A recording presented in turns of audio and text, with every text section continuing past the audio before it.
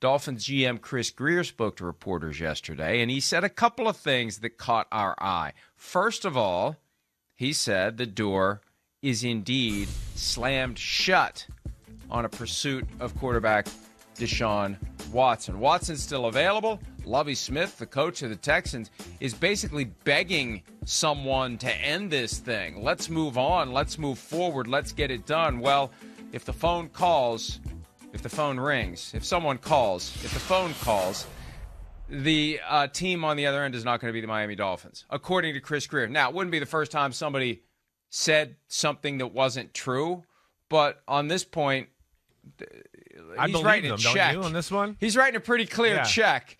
Yeah. If they end up trading for Deshaun Watson, like if this was just some kind of weird leverage play because the Texans just want too much or whatever the case may be, then it will be, and I won't say the ultimate proof because it'll just be the latest example of how they say one thing and do another, but I kind of believe him on this one.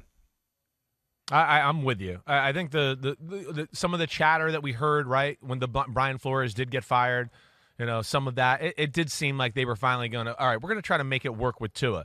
And Mike, I mean, I don't think this is like, it's not news. It's news to finally hear them say that. But I know we discussed this a little bit when Brian Flores did get fired, that one of the things that we discussed and where I think maybe the relationship went the wrong way there in that building down in Miami was that there was a disconnect in the conversation between Grier, Ross, and Brian Flores.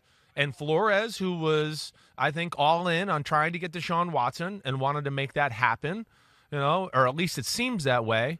But either way, I think there was a decision made in another room that Flores wasn't in between Grier and Ross, which is I've been told by a few people, and the fact that they decided to cut off. You have talked about it in the middle of the season during the trade deadline that they weren't going to pursue Deshaun Watson, and they left Brian Flores out in the dark in that conversation. I think that was a little bit of the beginning of the end from the people I talked to associated with the situation. So I'm not surprised to hear them say this. And I think, again, when we look at who they hired here just recently in Mike McDaniel, I think part of the reason they hired him because they think he's a guy that can make Tua work. And we've seen that McDaniel been in an offense there with Shanahan in San Francisco. It's not about a big arm and throwing the ball down the field and 20-yard out routes, right? It's quick stuff over the middle, little quick play action pass, boom, 10 yards over the middle, Deebo Samuel, right?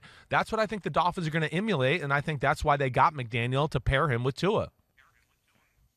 And as it relates to Deshaun Watson, look, Stephen Ross wanted Deshaun Watson. Now, whether or not Ross was as aggressive as others in the building is a matter of interpretation and discussion. But one of the things I heard recently is that Flores became fixated on Watson, regardless of who had the first idea. I've heard that as well.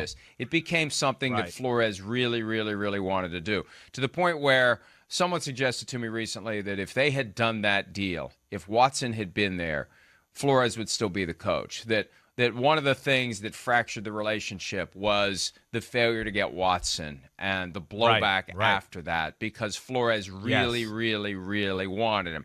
Now, he wasn't the only one, but he developed, and you know him better than I do, but apparently he can get that tunnel vision when he decides he wants something, and he wanted Deshaun Watson, and it became a thing. And at the end of the day, Stephen Ross said, I want all 22 of these lawsuits to be settled, or we're not doing this. They couldn't get all 22 settled, so they didn't do it. So final on that. And that makes it even more amazing that they turned around and went 8-1 immediately after that door slam, because the height of dysfunction was when the trade deadline came and went and they didn't emerge from the process with Deshaun Watson. And it's a testament to everyone in the organization that at that moment they were able to put it behind them and start winning football games. It is.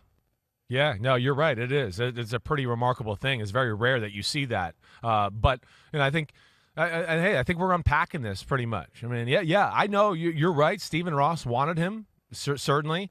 But obviously, yes, when he decided, Stephen Ross, that he wanted those civil cases settled, there was a lack of communication between Grier, Ross, and Brian Flores. That certainly had to be a part of the issue. And Flores, to your point with his, whatever, tunnel vision, he's a New England guy.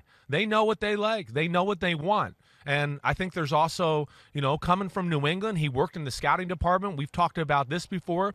They have a formula and, a certain measurables that have to fit for every position on their team, let alone quarterback.